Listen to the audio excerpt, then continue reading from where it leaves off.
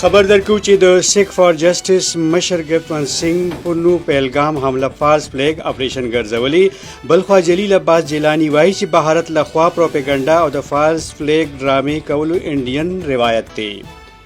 خپل ویډیو پیغام کې د خالستان تحریک مشر ګپن سنگ الزام لګولي چې د نریندر مودي د قومي سلامتیا مشیر اجیت ډول په نگرانی کې دا منصوبه تیار کړې شوې بلخوا د خارجه چارو پخوانی سکرټر جلیل عباس جیلانی ویلي چې په بهارتي میډیا د پاکستان خلاف پروپاګاندا کول یو روایت جوړ شوی دی هغه وایي چې کله دا رنګ پیښه رامخې ته کیږي نو بهارت بغیر د ثبوته او تحقیقاتو په پاکستان الزام لګوي هغه وایي چې بهارت لا د پیښې مکمل پلټنې کول پکار دي